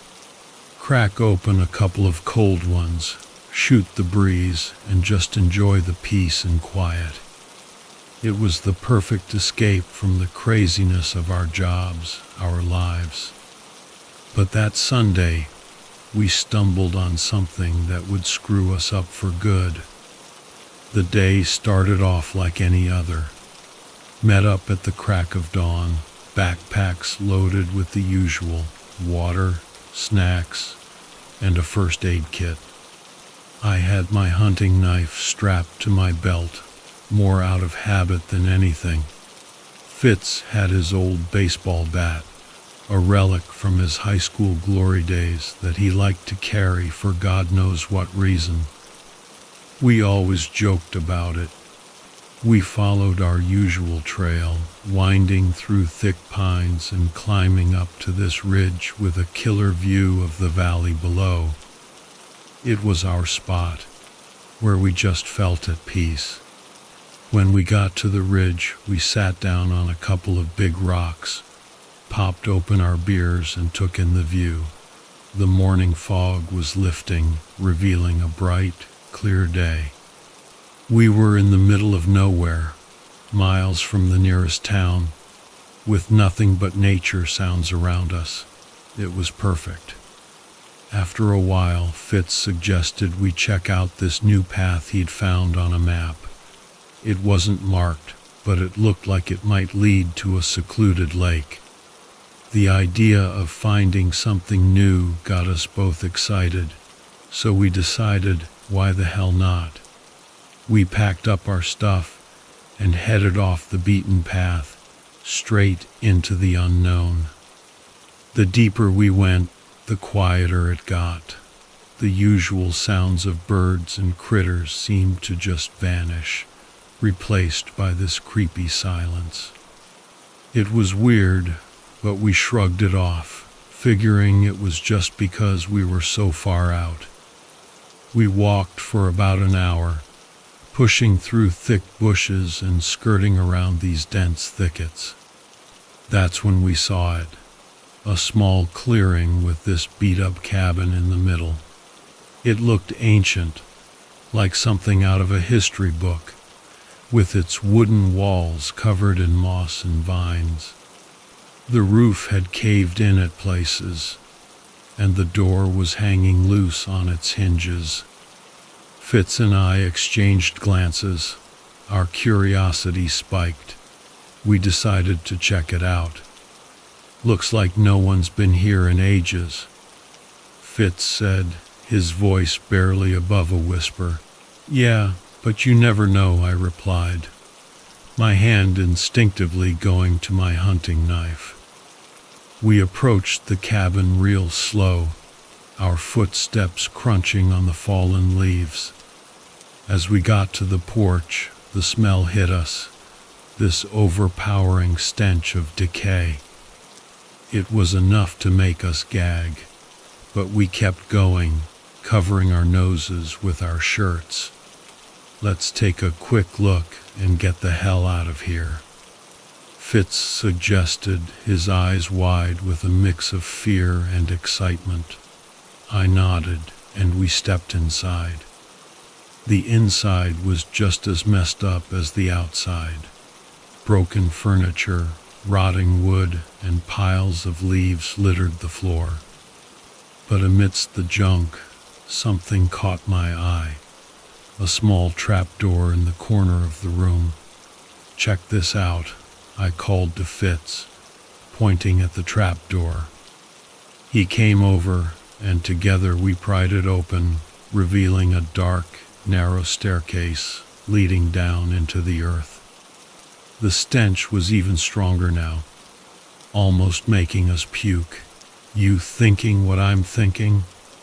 Fitz asked, his face pale. Yeah, we should probably leave this alone, I replied, my gut telling me to get the heck out of there. But curiosity got the better of us. Against our better judgment, we went down the stairs, our flashlights cutting through the darkness. The air was thick and damp, and every step echoed in the tight space. At the bottom, we found a small underground room, and what we saw there will haunt me till the day I die. Bones, human bones, scattered all over the dirt floor. And in the center of the room, this big makeshift altar covered in dried blood. Symbols and drawings covered the walls, their meaning lost on us. But their intent was clear. Something seriously messed up had happened here. We need to get out of here, now, I whispered, my voice shaking. Fitz nodded, and we turned to leave. But as we did, we heard it, a low, guttural sound, like something breathing heavy. It was coming from the darkness behind us. What the hell is that? Fitz asked, his voice barely audible. I don't know, but we need to move, I replied, my heart pounding in my chest. We scrambled up the stairs, our flashlights bobbing all over the place. When we reached the top, the door slammed shut behind us with a force that shook the whole cabin. We were plunged into darkness, our flashlights flickering like they were about to die. Run, I shouted, pushing Fitz towards the door. We burst out of the cabin, sprinting through the clearing and into the woods. The sound of heavy footsteps followed us, crashing through the underbrush. Whatever it was fast, and it was gaining on us. Head for the ridge, I yelled, hoping the familiar terrain would give us an edge. We ran like our lives depended on it because they did. The footsteps grew louder, closer. I risked a glance back and saw a figure, large, hulking, and covered in matted fur. It moved with this freaky speed, its eyes gleaming in the dim light. Fitz was ahead of me, his baseball bat gripped tight in his hands. We reached the ridge, and he turned, swinging the bat with all his might. The creature dodged, but it bought us a few precious seconds. I pulled out my knife, ready to fight if I had to. Come on, we can make it to the car," I shouted, trying to keep Fitz focused. But before we could move, the creature lunged at us. It swiped at Fitz, knocking him to the ground. I slashed at it with my knife, but it barely seemed to notice. Its focus was on Fitz, who was trying to scramble away. "Get off him, you bastard," I yelled, stabbing the creature's side. It roared in pain, a sound that chilled me to the bone. It turned its attention to me, giving Fitz a chance to get to his feet. He swung the bat again, this time connecting with the creature's head. It staggered, giving us the chance to run. We didn't stop. We couldn't stop. We ran until our lungs burned and our legs felt like jelly. Finally, we reached the car, diving inside and locking the doors. We could see the creature at the edge of the woods watching us. It let out another roar, but it didn't follow us. "Drive, man, just drive," Fitz panted, his face pale and sweaty. I didn't need to be told twice. I started the car and tore out of there, the creature disappearing in the rearview mirror. We didn't stop until we reached the nearest town, where we stumbled into the police station, babbling about what we'd seen. Of course, they didn't believe us. Who would? But they sent a couple of officers to check it out. When they came back, they looked shaken. They found the cabin, the bones, the altar, but no sign of the creature. "They think it was some kind of cult," Fitz said later as we sat in a diner trying to process what had happened. "But we know what we saw."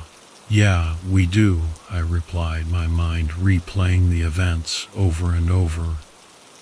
"But who's going to believe us?" We never went back to those woods.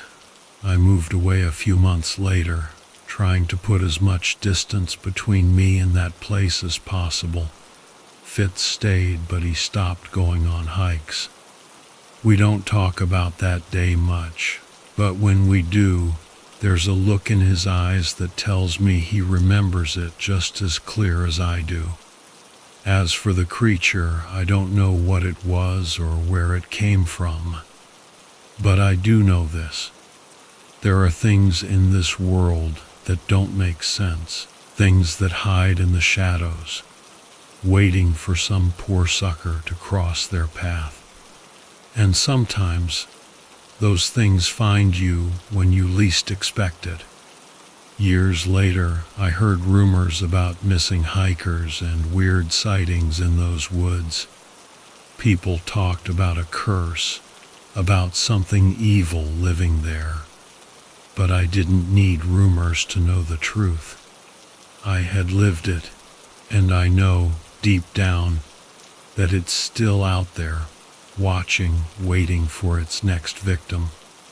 The whole thing left us messed up, but not broken.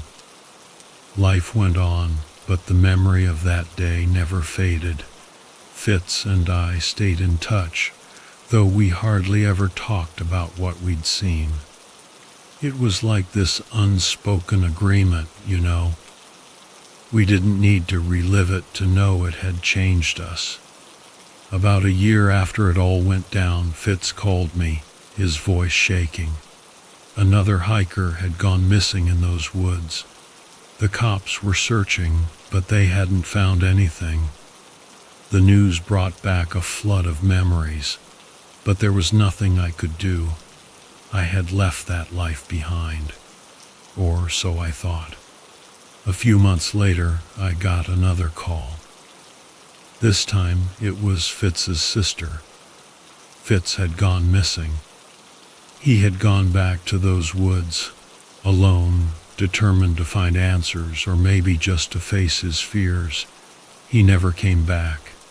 The authorities did a search, but they found nothing. No signs of a struggle, no trace of Fitz. It was like he had vanished into thin air. The news hit me hard. I had lost a friend, and I couldn't shake the feeling that the creature had claimed another victim. The years passed, and life moved on, but the memories never left me. I often wondered what had made Fitz go back. Was it curiosity, a need for closure, or something darker, something that forced him to face the unknown? I'll never know for sure. But I do know this: those woods hold secrets, dark and terrible secrets, and some things are better left undiscovered. As for me, I've made peace with my past. I found a new place to call home, far from the forests of Pennsylvania. But every now and then I find myself looking over my shoulder, wondering if that thing is still out there waiting. In the end, it's the not knowing that haunts me. The unanswered questions, the unsolved mysteries. But I've learned to live with it. Because some things, no matter how terrifying, are beyond our control. And sometimes the only thing we can do is keep moving forward, one step at a time. Life goes on, but the past is never really behind us.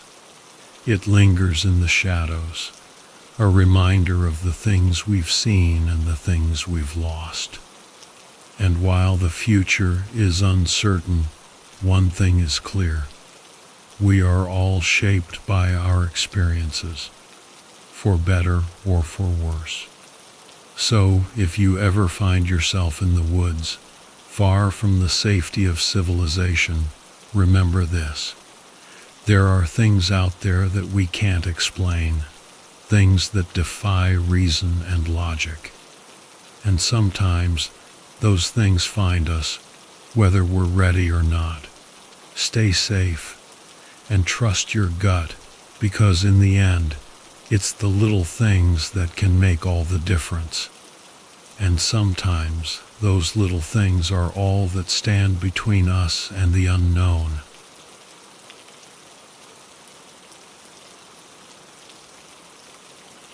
The river was shimmering, all sparkly in the morning light, looking just like a mirror reflecting the sky.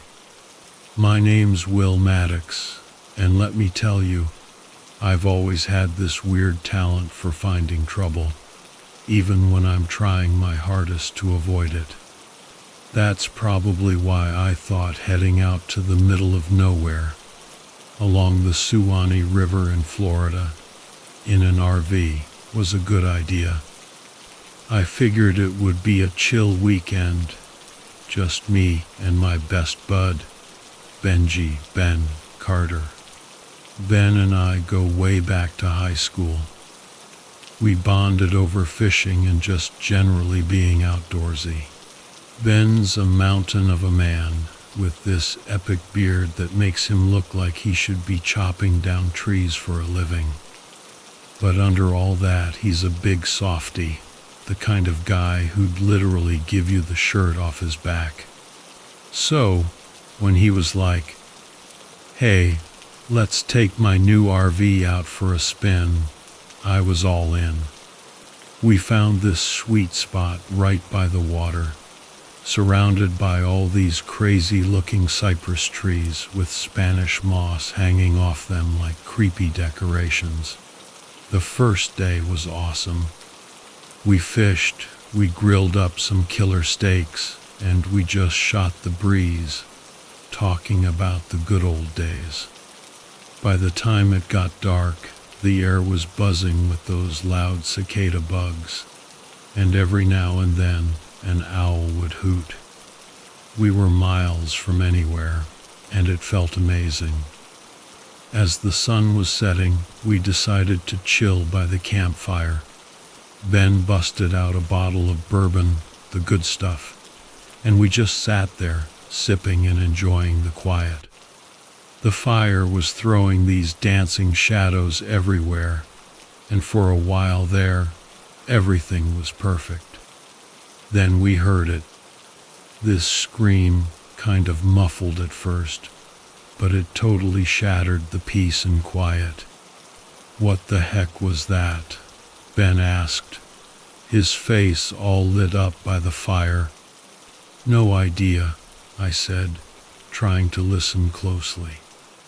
The scream came again, louder this time, echoing through the trees. It definitely sounded like a woman in trouble. Without even thinking, we grabbed our flashlights and took off in the direction of the sound. The undergrowth was super thick, and it felt like the darkness was swallowing us up. The closer we got, the more desperate the screams became. We finally stumbled into this clearing, and there was this beat-up old cabin, looking like it was about to fall apart. The door was wide open, but the screaming had stopped. Now it was just dead silent, and it was creepy as hell. I looked at Ben, he gave me a nod, and we crept towards the cabin. Inside, the place was trashed. Furniture was broken, there was junk everywhere, and it smelled like something had died in there. In the corner, we found a woman tied up and gagged, her eyes wide with terror. I rushed over and started untying her while Ben kept watch. "Thank you," she whispered, her voice all raspy. "They're still around. We gotta get out of here." "Who?" I asked, but before she could answer, we heard footsteps outside. Ben and I locked eyes, and he mouthed, "Run." We grabbed the woman and hauled ass out the back door, disappearing into the trees just as two guys burst into the cabin. We ran like the devil himself was chasing us, not stopping until we were back at our campsite. Ben fired up the RV, and we tore out of there, our hearts hammering in our chests. The woman, who told us her name was Sarah, explained that she'd been out hiking when these two dudes grabbed her and dragged her to that cabin. She had no clue why they took her or what they wanted, but she was sure they weren't planning on letting her go anytime soon. As we drove through the night, I kept getting this feeling we were being followed. Ben was constantly checking the rearview mirror, and I could see how tense he was. We decided to head to the nearest town and tell the cops what happened. We rolled into this little town called Live Oak just as the sun was coming up and went straight to the sheriff's office. Sheriff Hayes, this old grizzled guy with a permanent cigarette hanging out of his mouth, listened to our story, looking like he didn't believe a word of it. "You're telling me two city boys just happened to stumble across a kidnapping in the middle of nowhere?" he asked, blowing out a cloud of smoke. "It's the truth," Sarah insisted. "Those guys are dangerous." Sheriff Hayes sighed and finally agreed to send a deputy to check out the cabin. He told us to lay low at a nearby motel for the time being. We weren't thrilled, but what else could we do? That night, Ben and I were sitting in our crummy motel room, feeling like we'd been through a war. Sarah was in the next room, and I couldn't shake the feeling that we were responsible for her safety. Ben poured us another shot of bourbon, and we tried to relax a little. Just when we were starting to chill, there was a knock on the door. Ben opened it, and there was this guy standing there, his face hidden under a baseball cap. Before Ben could even react, the guy lunged at him, and they started wrestling around. I jumped up to help, but then another guy appeared out of nowhere and smacked me hard on the head. When I woke up, I was tied to a chair in some dark, dingy room. Ben was next to me, knocked out cold, and Sarah was gone. The two creeps from the cabin were standing over us, looking like they were about to enjoy themselves. Well, well, look what we have here. A couple of heroes. One of them sneered. This guy was tall and skinny, with a really nasty smile. His buddy was shorter and stockier, and he looked like the type who got his kicks from hurting people. "What do you want?" I asked, trying to sound tougher than I felt. The tall guy chuckled. "We want you to learn to mind your own damn business. You had to play the hero, huh? Now you're gonna pay." He pulled out a knife and started walking towards Ben, who was starting to wake up. I struggled against the ropes, but they were too tight. All I could do was watch in horror as the guy raised the knife. But then the door flew open and Sheriff Hayes stormed in, gun drawn. "Drop the knife," he yelled. The bad guys froze, and for a second I thought we were home free. But then the shorter guy grabbed Sarah, who had been hidden behind them, and held a gun to her head. "Don't move, or I'll shoot her," he screamed. Sheriff Hayes hesitated, and the tension in the room was so thick you could cut it with a knife. I could see the terror in Sarah's eyes, and I knew we had to do something. Ben, who was fully awake now, suddenly shifted his weight and tipped his chair over, crashing into the tall guy. The knife went flying, and I kicked it away as hard as I could. Everything went crazy after that. Sheriff Hayes fired his gun, hitting the shorter guy in the leg. He dropped, letting go of Sarah, who scrambled away. The tall guy tried to make a run for it, but Sheriff Hayes tackled him and cuffed him like a pro. It was all over in a few seconds, but it felt like a lifetime. Sheriff Hayes called for backup, and soon the motel was swarming with cops. They untied Ben and me, and took Sarah to the hospital to get checked out. As we were sitting outside the motel, watching the sun come up, Sheriff Hayes came over. "You two did good," he said in his gruff way. "Those guys are part of a human trafficking ring we've been after for years. Thanks to you, we finally got 'em." Ben and I just looked at each other, feeling a mix of relief and exhaustion. It was a messed up way to spend a weekend, that's for sure. But at least Sarah was safe, and those scumbags were going to jail.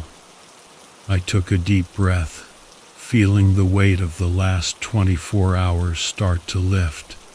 Ben clapped me on the shoulder, and we both knew this was a story we'd be telling for the rest of our lives. As the cops were hauling the bad guys away, I couldn't stop thinking about how quickly things can change. One minute you're chilling by a campfire, the next you're fighting for your life.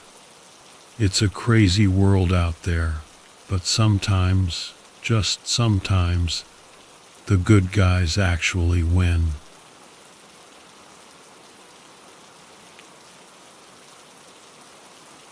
Okay, here is the rewritten version of the story with more colloquial language, improved flow, character names, and a focus on natural, everyday speech. I've kept the core story intact while making the adjustments you requested. All right, so picture this. I'm Frankie, your average Joe, except my office has 18 wheels and smells like diesel. I haul stuff across the country, always have. It's not just a job, it's how I keep my head straight. See, I've had a rough go of it. Lost my brother Mikey, in some freak accident years back. Then my wife, Sarah, couldn't handle the way I shut down after that, so she left. The road's been my escape, my therapy. But let me tell you what happened last month out in West Texas.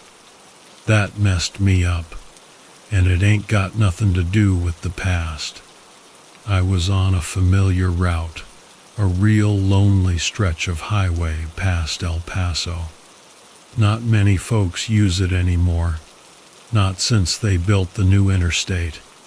But I like it, like the quiet. Makes the silence feel like a friend, you know? Only this night the quiet felt different, wrong, somehow. I was hauling construction supplies to El Paso, had to be there by sunrise. Figured I'd drive through the night, catch some shut-eye in the cab before unloading. Everything was normal, same old, until I hit that God-forsaken stretch of road just before the state line. First thing I saw was this flickering light in the distance, tiny at first, like a dying star. I thought probably just a reflection or some car way off. But as I got closer, this light, it didn't move, just pulsed like it was breathing. I figured, okay, maybe it's an old road sign, some electrical issue. But no. As I got closer, I saw it was a gas station. Now, this wasn't your regular Loves or Pilot.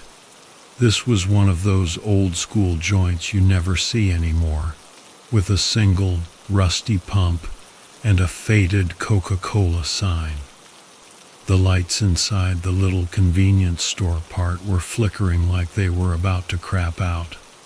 It weirded me out because I knew this road like the back of my hand, and I'd never seen this place before. I slowed down, thinking maybe I'd use their restroom. I hadn't seen another soul on the road for hours, and it'd be good to stretch my legs. But then I saw him. This guy, standing by the entrance, barely visible in the flickering light. Big dude, I'm talking over 6 foot, built like a brick shithouse. He had on these dirty jeans and a plaid shirt that looked like it had been through a war. And he was just staring right at my truck as I rolled by. Didn't wave, didn't move, just stared. I don't know why, but this guy gave me the creeps. Maybe it was the way he stood so still, or how I couldn't see his face in the shadows. Whatever it was, I decided to keep going. No reason to stop, and the whole place felt off. But the further I drove, the more uneasy I felt. I couldn't shake the image of that guy from my head. And when I looked in my rear-view mirror, I swear I saw a shadow moving along the road behind me, even though I was miles from that damn gas station. My hands were gripping the wheel so tight my knuckles were white. I pushed on, trying to focus on the road, but the landscape, it just kept repeating. Same scrub, same rocks, same damn nothing. My gas gauge was getting lower than I liked, but there was no way in hell I was turning back. I just had to find another place to refuel later. And then I saw it. Again. That same damn gas station, same faded sign, same lonely pump, and that same damn guy standing there like he was waiting for me. My heart about leaped out of my chest. I felt a cold sweat break out. This couldn't be happening. There was no way I'd circled back. I'd been driving straight the whole time. I didn't even slow down this time. My pulse was racing, and I kept my eyes glued to the road ahead, refusing to look back. I knew if I saw that place again, I'd lose it. Another hour passed, maybe two. Time kinda lost all meaning out there. The darkness felt heavier, like it was pressing down on me. I could barely see past my headlights. And then, just when I was starting to think I'd imagined the whole thing, I saw it. Again. That freaking gas station, now bathed in this sickly yellow light that seemed to seep right into my cab. This time, the guy wasn't at the entrance. He was in the middle of the road, right in my path. I slammed on the brakes. Tires screeched, and the truck shuddered to a stop just a few feet from him. We just stared at each other for what felt like forever. I tried to make out his face, but the shadows still clung to him. Then, slowly, he started walking toward my truck. Every instinct in me screamed, "Floor it! Get the hell out of here!" But my hands felt like they were glued to the wheel. When he got to my window, he stopped, and his face, it finally came out of the shadows. Rough features, like they were carved from stone. Jawline that could cut diamonds, but what got me was his eyes. Empty, no anger, no hate, no nothing. Just blank. He raised a hand and put it on the window, leaving these greasy smudges on the glass. Then he leaned in, his mouth moving like he was saying something, but no sound came out. I could see his lips forming words, but they were just gibberish to me. My heart was hammering so hard I thought it was going to explode. Finally, I snapped out of it. I threw the truck into gear, tires spun, and I shot forward, nearly clipping him as I sped away. I didn't dare look back, but I could feel his eyes on me, burning into the back of my head. The road seemed to go on forever, and I had no idea where I was going.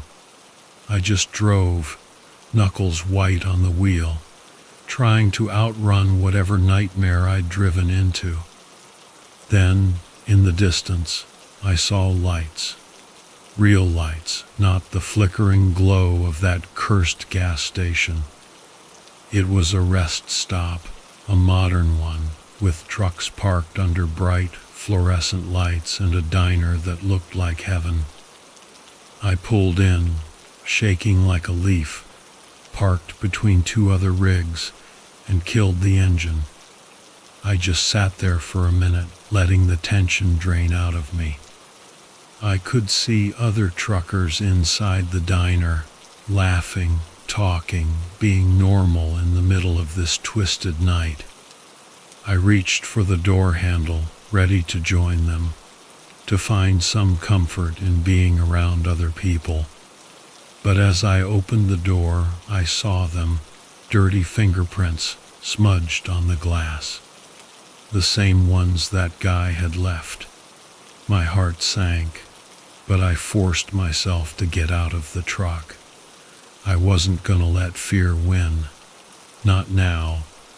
I walked into the diner, the warmth and light washing over me, and sat at the counter. A waitress, real friendly looking, came over, and I ordered a coffee, trying to calm my nerves. As I sipped the hot liquid, I finally started to feel like myself again. But just as I was starting to relax, I saw him. A guy, sitting at the end of the counter. He was staring at me. Big, broad-shouldered, dirty jeans, plaid shirt. My stomach turned to ice. He stood up, and as he walked toward me, the other people in the diner seemed to fade away. It was like we were the only two people in the whole place. I stood up too, hands balled into fists, ready for whatever was about to go down. But he didn't stop. He just brushed past me, his shoulder bumping mine, and headed for the exit. I turned and watched him leave, my heart pounding. He didn't look back. When I went back to my truck, those smudges were still on the window, a reminder of that guy. I wiped them off with a rag, refusing to let him haunt me. I started the engine, feeling the familiar rumble, and pulled out of the rest stop. As I drove away, I realized the terror was gone. Whatever had happened out there on that lonely road, it hadn't followed me. I was back in control, and I wasn't about to let fear take that away. By the time I reached El Paso, the sun was rising, painting the city gold. I made my delivery, parked the truck, and walked to the nearest diner for breakfast. The coffee was hot, the eggs were greasy, and for the first time in a long time, everything felt right. Just like it used to with Mikey. Maybe Sarah was wrong about me. Maybe I can get through this.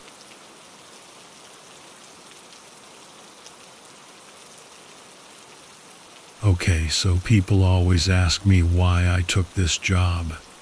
It's for the adventure, I tell them. Not 'cause I got some hero complex or 'cause I'm some tree-hugging nature freak. Nah, I picked search and rescue 'cause it keeps things simple. You find people, you bring 'em home. That's the gig. Sounds easy, right? It was. Until that day in late September 2008, out in the middle of Coconino National Forest, Arizona. My name's Jake Reeds. I'm a no bullshit kind of guy. No kids, no wife. I'm a free agent, which is a good thing considering this job can yank you out of bed at 3:00 a.m. My life's simple, and that's how I like it. Or at least, it used to be. It started like any other call. A couple of campers went missing near the Mogollon Rim. Call came in late afternoon. I remember thinking it was probably just another pair of city slickers who lost track of time. Folks always think the forest is their own personal playground until they realize how massive and unforgiving it really is.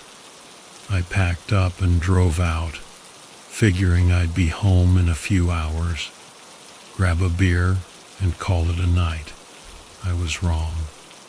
By the time I reached the campsite, it was getting dark.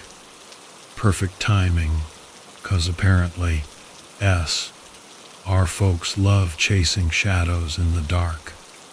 I parked my truck, grabbed my gear, and followed the faint trail the campers had taken. According to the report, they'd ventured off into a more remote part of the forest. Typical rookie mistake, trying to go off trail like they're some wilderness guru after watching one too many survival shows. I followed the signs, a boot print here, a snapped twig there, but something was off. It didn't feel right. I've been doing this long enough to know when something's out of place. I couldn't put my finger on it yet, but there was this feeling gnawing at me, like I wasn't just being watched, but sized up, you know. Still, I shrugged it off. Figured I'd had one too many cups of that crap gas station coffee. An hour in, I found the first clue that this wasn't a normal day. The ground was torn up, like something heavy had moved through. I'd seen enough animal tracks to know what a bear could do, but this was something else. The dirt was gouged deep, way deeper than any animal I've ever tracked. I got down on one knee, trying to figure out what the hell could have left it, and that's when I heard it. A scream, high-pitched, terrified, and definitely human. That kind of scream that makes your skin crawl 'cause it's filled with pure panic. I bolted in the direction of the sound, adrenaline kicking in. I'm not ashamed to say I was scared. I don't scare easy, but this was different. I found the guy first, well, what was left of him. He was lying in a small clearing, limbs twisted at angles that just ain't natural. His face, I can't even describe it. It was contorted in this permanent mask of terror. There were scratches and tears all over him, but not the kind an animal makes. These were precise, deliberate, like something was playing with him before it finally finished him off. I should have called for backup right then, standard protocol, but I didn't. Stupid, I know, but in the heat of the moment, all I could think about was finding the other camper, the woman. Maybe she was still alive. The forest felt different now. I swear the trees had closed in, the air thick with this oppressive weight, like I was walking into something I wasn't supposed to see. It took me another 15 minutes of tracking before I found her. She was crouched at the base of a massive pine tree, rocking back and forth, muttering something under her breath. She looked up at me with these wide, frantic eyes, but it wasn't me she was seeing. She was somewhere else entirely. I knelt down and tried to talk to her, calm her down, but she just kept repeating one word over and over again. Fast. I tried to get her to say more, but that was it. Just fast. Whatever had come for them, it was fast. That much I could gather. I had to get her out of there, but as I reached for my radio, that gnawing feeling returned, stronger now. The hair on the back of my neck stood on end. We weren't alone. The woman's eyes flicked past me, focusing on something in the trees behind us. I don't know if you've ever felt pure, unfiltered dread before, but that's what hit me right then. I turned slowly, not sure if I wanted to see what she was staring at, but I had to. In the dim light, I saw movement. It was subtle at first, like a shadow shifting just outside your vision. Then it stepped into view. At first glance, it looked like a mountain lion, but bigger, way too big. Its fur was matted and dirty, and its limbs were all wrong. Too long, too muscular. The way it moved, it was unnatural, like it didn't belong here, like it had crawled out of some twisted nightmare version of the forest. The most unsettling thing was the way it stood on its hind legs for a moment, like it was testing the air, deciding whether we were worth the trouble. I pulled out my knife. Not that it would do much against something like this, but it was the only thing I had. My gun was back in the truck because, of course, I wasn't expecting to need it. The woman started screaming again, and that was it. The thing moved. It didn't even run. It covered the distance between us in seconds, and all I could do was shove the woman aside and dive for the ground. It swiped at me, and I felt something tear through my jacket, but I kept rolling, scrambling to my feet. I didn't have time to think. My body just moved, pure instinct. I grabbed the woman and ran. There was no plan, no direction, just run. Behind us, I could hear it crashing through the underbrush, snapping branches like they were nothing. It was toying with us, enjoying the chase. I glanced back once, just long enough to see it darting between the trees, keeping pace without even breaking a sweat. The terrain got rougher, steeper. The woman stumbled, nearly pulling me down with her.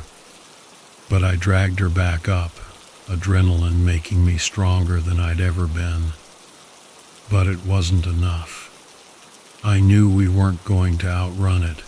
That's when I saw it. A ranger tower up ahead, half hidden by the trees. It was old, looked like it hadn't been used in years, but it was our only shot. I forced us toward it, practically dragging the woman the last few feet. I shoved her inside and slammed the door just as the thing slammed into it from the other side. The whole structure shook, the door bowing inward under the force. It let out this noise, not a roar, not anything I could compare to an animal.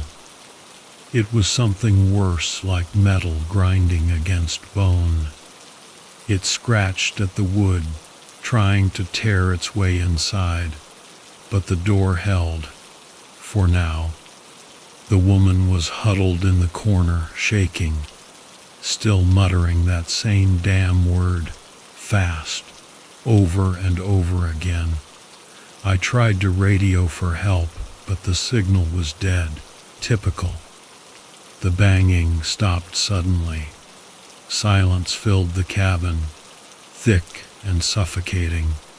I waited, knife in hand, every muscle in my body tensed, expecting it to crash through the walls at any moment.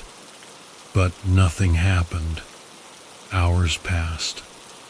The woman eventually stopped muttering and fell into a fitful sleep, but I stayed awake, listening, waiting. It was out there, I knew it, waiting for us to come out. I don't know how long we stayed in that cabin, but eventually the sun started to rise, and with it, the forest came alive again. Birds chirped, the wind rustled through the trees. It was like nothing had happened, like the nightmare had never existed. We made it out of there alive, but I know better than to think we were safe. Not really. I found the woman's family, got her out of the forest, and filed my report. Standard stuff, except I left out the details. Who'd believe me, anyway? But I know what I saw. I never went back to that part of the forest again. Some things you just don't mess with. I don't care what kind of training you've had or how much you think you know. Out there in the wild, it's not always about survival. Sometimes it's about knowing when to run. When I finally got back to the station, I threw my gear in the back of the truck, sat on the tailgate, and laughed. Not 'cause it was funny, but 'cause, well, what the hell else was I supposed to do? They'll probably find some other poor sap to search those woods next time, but not me, not Jake Reed's.